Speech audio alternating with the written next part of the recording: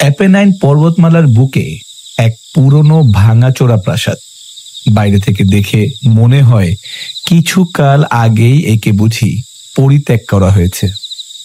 এই প্রাসাদই ছিল আমাদের আশ্রয়। ভেতরে প্রবেশ করতেই গা ছমছমে একটা অনুভূতি হলো। এ যেন অন্ধকার আর রহস্যের এক অদ্ভুত মিশেল। আমরা প্রাসাদের সবচেয়ে ছোট আর কম জাঁকজমকপূর্ণ একটি ঘরে ঢুকেছিলাম। ঘরটা ছিল একটা নির্জন মিনারে। ঘরের সাজসজ্জা ছিল জমকালো কিন্তু জীর্ণ ও পুরনো। দেয়ালে শোভা পাচ্ছিল নরম নকশার শাল, নানা আকারের বর্মের ট্রফি আর সোনালি ফ্রেমে বাঁধানো বেশ কিছু আধুনিক চিত্রকর্ম। ছবিগুলো দেখে আমার মনে গভীর আগ্রহ জন্মালো। সূর্য তখন অস্তাচলে, রাত ঘনিয়ে আসছিল। পেদ্রোকে বললাম ঘরের ভারী খড়খড়ি বন্ধ করে দিতে। এরপর বিছানার পাশে রাখা উঁচু ক্যান্ডেল ব্রামের শিখাগুলো জ্বালাতে বললাম, আর বিছানাকে ঘিরে থাকা কালো মখমলের ঝালরযুক্ত পর্দাগুলো সরাতে বললাম।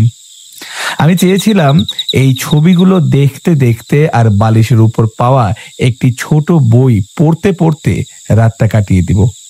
বইটি নাকি এই ছবিগুলোর সমালোচনা ও বর্ণনা নিয়ে লেখা। অনেকক্ষণ ধরে আমি গভীর মনোযোগ দিয়ে পড়লাম আর ছবিগুলোর দিকে তাকিয়ে রইলাম।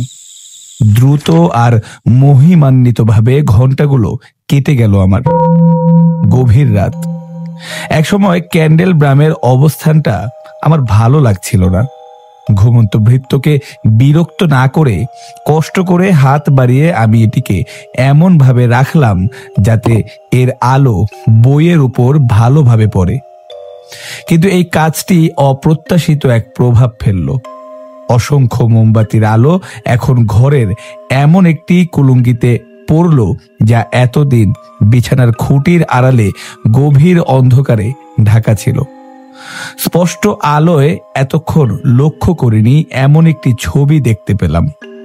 সেটি ছিল এক তরুণীর প্রতিকৃতি, যে সবে যৌবনে পা রেখেছে। আমি দ্রুত ছবিটির দিকে একবার তাকিয়ে চোখ বন্ধ করলাম।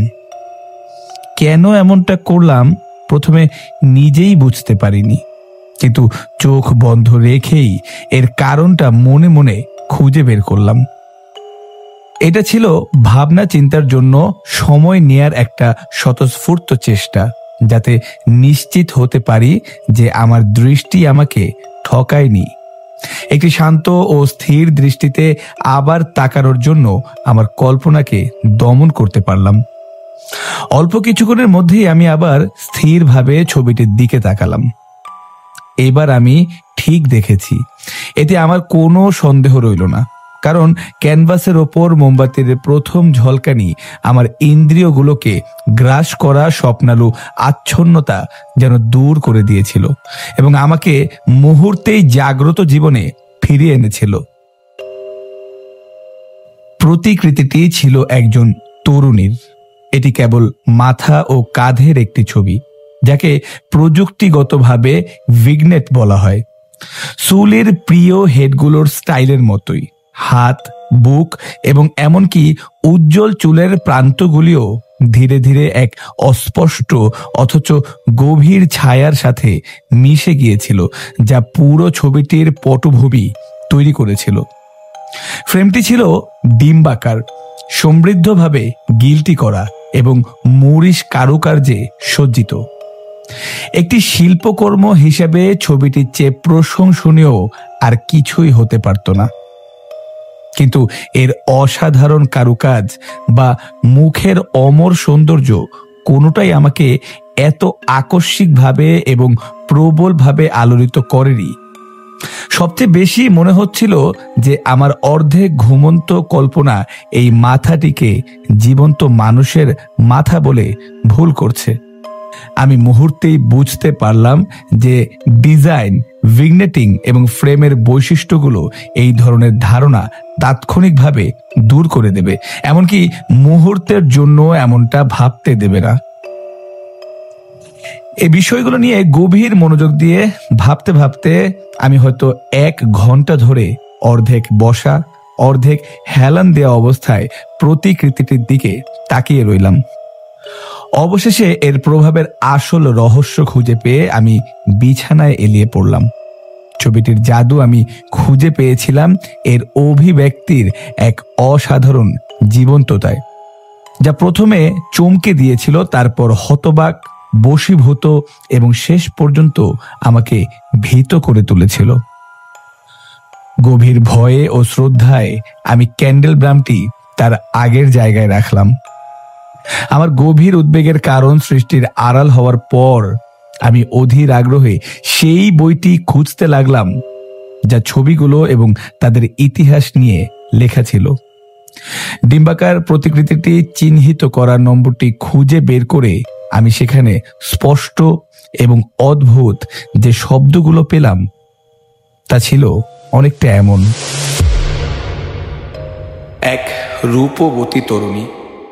সে ছিল হাসি খুশি, প্রাণবন্ত আর সৌন্দর্যে ভরা।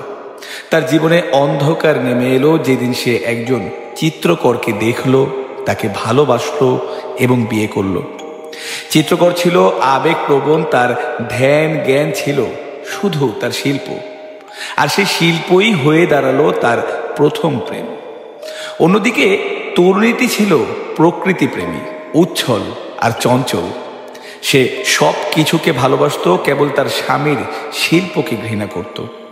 ব্রাশ, প্যালেট সব কিছুকে সে ভয় পেত, কারণ এগুলোই তাকে তার প্রেমিকের কাছ থেকে দূরে রাখত। তাই যখন চিত্রকর তার নববিবাহিতা স্ত্রীকে আঁকার ইচ্ছা প্রকাশ করল, তখন মেয়েটি ভীষণ ভয় পেল, কিন্তু সে ছিল বাধ্য। সপ্তাহের পর সপ্তাহ ধরে সে নীরবে মিনারের অন্ধকার ঘরে বসে থাকত, যেখানে জানলা দিয়ে আসা আলো শুধু ফ্যাকাশে ক্যানভাসের উপর পড়ত। চিত্রকর তার কাজ নিয়ে গর্বিত ছিল। ঘন্টার পর ঘন্টা, দিনের পর দিন ধরে সে ছবি আঁকত। সে ছিল আবেগপ্রবণ, উন্মত্ত, নিজের জগতে এতটাই ডুবে থাকত যে সে দেখতে পেত না সেই নির্জন মিনারের আলো তার স্ত্রীর স্বাস্থ্য ও আত্মাকে কিভাবে শুকিয়ে দিচ্ছে। সবার চোখে স্পষ্ট হলেও চিত্রকরের চোখ এড়িয়ে যাচ্ছিল তার স্ত্রীর এই করুণ অবস্থা।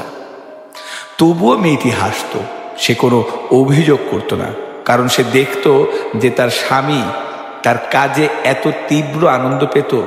দিনের পর দিন সে পরিশ্রম করত তাকে চিত্রিত করার জন্য, যাকে সে এত ভালোবাসত, অথচ যে দিনে দিনে আরো হতাশ ও দুর্বল হয়ে পড়ছিল। যারা প্রতিকৃতিটি দেখত তারা ফিসফিস করে এর সাদৃশ্যের কথা বলতো। তারা অবাক হয়ে যেত চিত্রকরের ক্ষমতা দেখে, তার ভালোবাসার প্রমাণ দেখে, যা সে এত নিপুণভাবে চিত্রিত করছিল। অবশেষে যখন কাজটি শেষের দিকে এলো, তখন আর কাউকে মিনারে ঢুকতে দেয়া হতো না, কারণ চিত্রকর তার কাজের উত্তেজনায় উন্মত্ত হয়ে উঠেছিল। ক্যানভাস থেকে তার চোখ খুব কমই সরত, এমনকি তার স্ত্রীর মুখের দিকেও সে তাকাতো না। সে দেখতে পাচ্ছিল না যে ক্যানভাসে যে রং সে ছড়াচ্ছিল তা তার পাশে বসা মানুষটির গাল থেকে নেওয়া হয়েছিল। অনেকটা সপ্তাহ কেটে গেল। যখন কেবল মুখে একটি ব্রাশ আর চোখে একটি রং বাকি রইল, তখন মহিলাটির আত্মা আবার জ্বলে উঠল যেন প্রদীপের সলতের শিখা। তারপর ব্রাশটি দেওয়া হলো এবং তারপর রংটিও স্থাপন করা হলো। এক মুহূর্তের জন্য চিত্রকর তার তৈরি করা কাজের সামনে মন্ত্রমুগ্ধের মতো দাঁড়িয়ে রইল, কিন্তু পরের মুহূর্তেই যখন সে তাকিয়েছিল, সে কাঁপতে লাগলো এবং অত্যন্ত ফ্যাকাশে হয়ে গেল। হতবাক হয়ে উচ্চ স্বরে চিৎকার করে উঠল, এটাই তো জীবন! আকস্মিকভাবে তার প্রিয়তমাকে দেখতে ঘুরল, কিন্তু দেখল সে মৃত।